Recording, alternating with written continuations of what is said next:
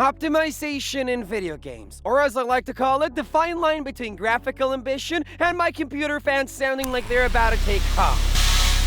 Man, isn't it insane that this black box with little lights and 3 layers of floor dust, is capable of displaying that? And that it can do all of that without catching fire? It's fascinating. You feel like Neil Armstrong landing on the moon. One small step for man, followed immediately by, why the hell is it dropping to 19 FPSs? What's going on? My PC has LEDs, damn it. So you dive into the settings menu looking for answers, like when your car breaks down and you open the hood pretending you know anything about engines. You haven't got a fucking clue, but you still stare at it. You come across terms like ambient occlusion, shader cache, 16 anisotropic. What the hell is this? Sounds like something Schwarzenegger would inject himself with. And all you wanted to do was play. You're not get a master's in thermodynamics applied to ray tracing. So you do what any self-respecting human being would do, armed with the resources and knowledge from thousands of years of evolution. You call your nerd friend, the one who spent years dropping words like bottleneck or latency into everyday conversations. Dude, I had a taco yesterday and got a bottleneck when I pooped. Man, what's going on? My PC easily meets the system requirements. Why is the game lagging? And then he hits you with a cursed phrase. The one that crushes you but also sets you free. The game is poorly optimized. You not. Like you actually understand what poorly optimized means. Like when someone says risk premium and you not thinking of the bloody NFT monkeys. But hey, silver lining. Now you've got something to blame all your frustrations on. Bad optimization. And here we are. The year is 2025, a year full of artificial intelligence, augmented reality glasses,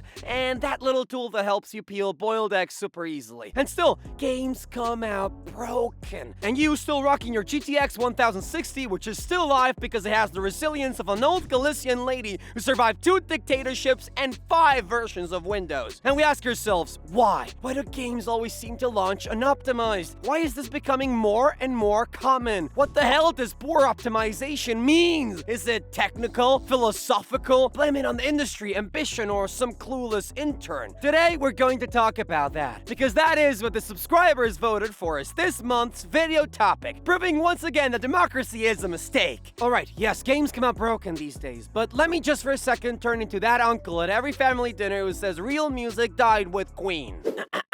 Games are badly now? Back in my day, that was real suffering. Back then, games were like Chernobyl of frame rates. You're going to play and come out with visual trauma. For real, games came bundled with trauma. You'd install GTA 4 on PC and your self-esteem would drop. That wasn't playing, that was begging for frames. It was normal for a PC port to run like garbage. Installing a game was like adopting a gremlin. You never knew if it bring joy or set your house on fire. Recommended specs were NASA PC, industrial fan from Home Depot. Seriously, some things were just weird. Devil May Cry 3 on PC had FPS drops that changed depending on the song playing. To this day, I have no logical explanation for that. Arkham Knight got pulled from stores like Batman's parents got pulled from life. It was Cyberpunk 2077 before Cyberpunk 2077 even existed. I played the first PC port of Resident Evil 4, and I still haven't recovered. If you've ever wondered why my avatar has that 1,000-yard stare, it's because I play Resident Evil 4 on PC. You couldn't use a mouse, you had to play entirely with a keyboard or a controller, but not just any controller, only certain compatible ones. If you used the keyboard, the QuickTime events would ask you to press gamepad buttons, and you couldn't proceed otherwise. And as if that weren't enough, it crashed randomly. It was so brutal that when I finished it, they handed me a veteran's card. It was a mess, but somehow we accepted it. You release your PC port and let the community fix it. Because hey, the game was made for consoles. The PC version, that was a gift. Be grateful, peasant. PC players were like ducks, thankful to the almighty developer tossing us breadcrumbs. But now things have changed. It's fucking 2025. The PC isn't niche anymore. It's the standard. They've sold us GPUs that cost as much as used cars. They charge us $70 per game. So why the hell are games still launching broken? The Last of Us Part 1 on PC was the Arkham Knight of the Cyberpunk 2077 of 2023 on PC. I don't even know what I'm saying anymore. Just it was broken, okay? Textures didn't load, crashes everywhere, and the intro looked like a PowerPoint slideshow made in Movie Maker. The list of poorly optimized PC games is endless. Every time a AAA title drops on PC, I'm already waiting for the apology statement. It's actually kind of exciting now, like a kid on Christmas waiting to see if Santa drank his milk in exchange for gifts. Yeah, saying it out loud, I just realized how messed up that is too. The Last of Us on PC. Naughty Dog says sorry. Cities Skylines 2. Paradox says sorry. Jedi Survivor. EA says sorry. Wukong. Game Science says sorry. The Outer Worlds Spacer's Choice Edition. Obsidian says sorry. Elden Ring. From Software says sorry. Wolong. Team Ninja says sorry. Dragon's Dogma 2. Capcom says sorry. Can you all please stop saying sorry and just release your damn games properly for once? I don't want an apology. I want you to launch a game and say you're welcome. And yes, in the end, they do end up patching the games. Sometimes in a week, sometimes in 3 months, sometimes in a lunar cycle. But it's like buying a bicycle and being told it doesn't have wheels, but we'll send them over in a month or so if that's okay. In the meantime, just imagine you're pedaling. See? Isn't it fun? Told you it would be. None of these cases are from indie games made by 3 dudes in robes inside a log cabin in Finland. We're talking mega productions. The messed up part, we've adapted to this. Now when a new game drops, the first thing we ask isn't, is it good? It is, how's the performance? Is it optimized? And that's all well and good, but I know a lot of you are wondering, Beatty, what the hell is optimization anyway? Because we throw the word around like we know what we're talking about, like we've got a master's in system architecture, and by watching a few Digital Foundry videos means MIT is going to hand us a computer engineering degree. The closest we've come to optimizing something is closing Chrome so the game runs better. So if my FPS drops, is that bad optimization? If a game needs a 3060 just to run on medium settings, Enzoy, you sucker!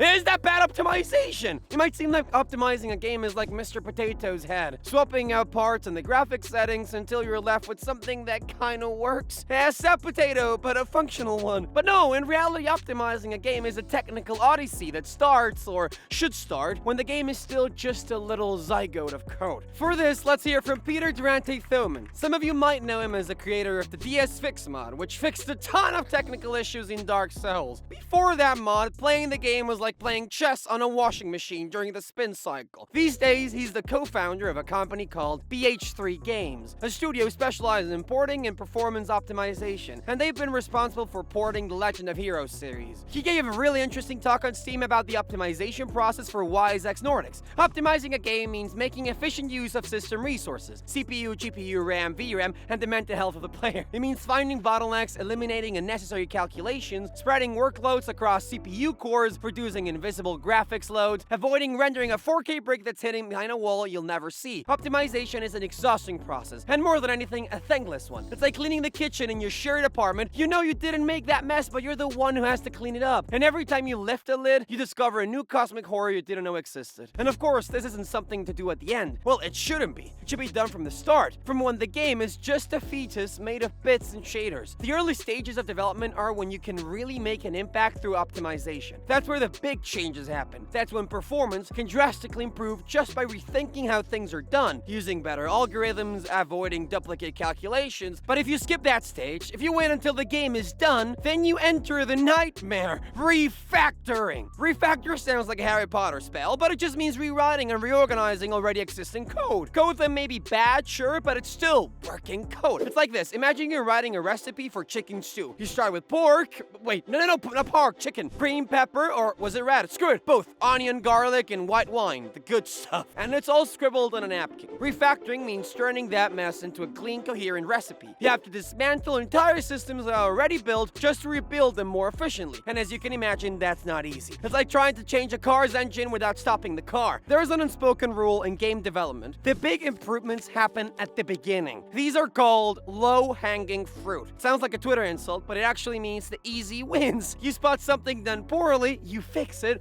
and suddenly the game jumps from 40 to 70 FPSs. Boom! Sorted! Like finding 20 bucks in the pocket of your old jeans. But as the game gets more optimized, those easy wins disappear. Where you used to get 20 extra FPSs with a few tweaks, now you're working 2 weeks straight just to squeeze out 2 miserable frames. That is why many studios give up on the process early, because there comes a point where every small improvement costs a fortune and the benefit is barely noticeable. And let's not forget, a video game isn't some timeless work of art. No.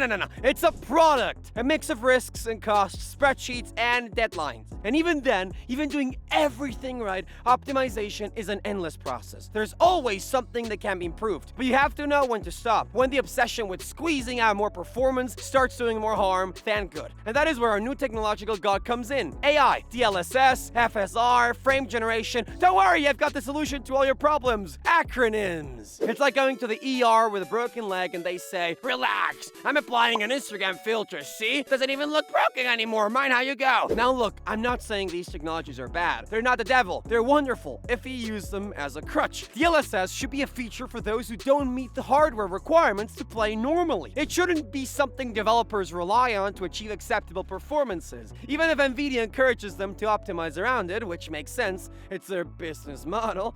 And maybe you're asking, but Beatty, if they know optimization is so important, why don't they just do it right from the start? Excellent question, Beatty. That's a very good question. As good as asking why, even though we all know sugar is bad, we still have cereal for breakfast. The most accepted explanation on Steam seems to be developers are just lazy. But actually, it's often the complete opposite. They're fed up of drowning in work, completely overwhelmed. The short answer would be because making a well-optimized game is expensive and slow. The long answer is more painful. A mix of oversized hardware and patch culture. Because here is the paradox. The more powerful the hardware, the worse the programming. Back in the day, programmers were like Yu-Gi-Oh cards, dark wizards of assembly code who spoke to CPUs in ancient tongues. They didn't use documentation, they used grimoires. Nowadays, code is written on top of layers and layers of abstraction, generic engines, external libraries. Half the time you don't know where the code came from, who maintains it, and if you touch it, it explodes. And if it explodes, no problem, because today's development philosophy is games aren't made to be finished. They are made to be on time. Somewhere along the way, someone very suited up, very important, and very out of touch with reality decided that the goal wasn't to release a finished game. It was to hit the fiscal quarter. And you see this everywhere, in the production cycles, in the release schedules written in blood and tears, but especially in the absurd idea that there's always time later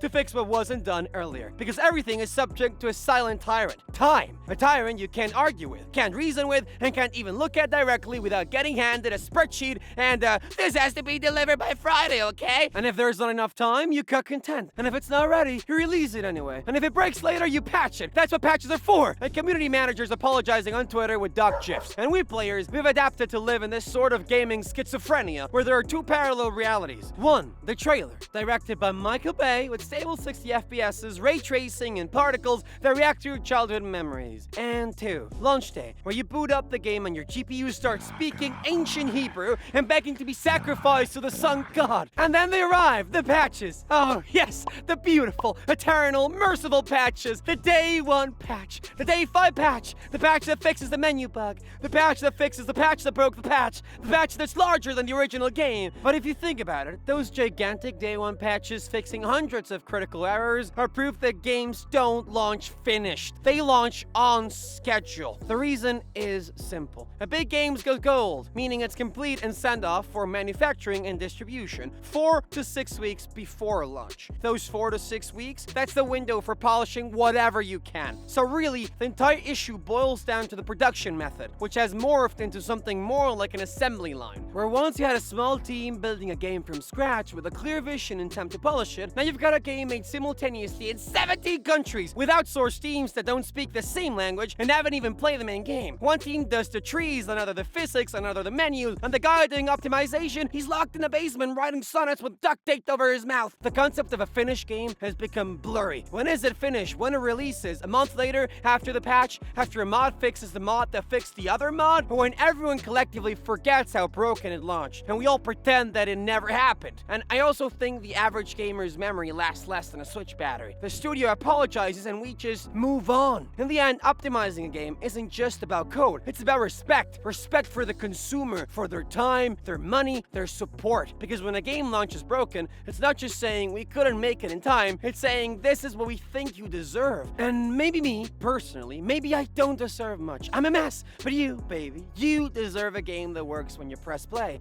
It's not asking for much. It's literally the bare minimum.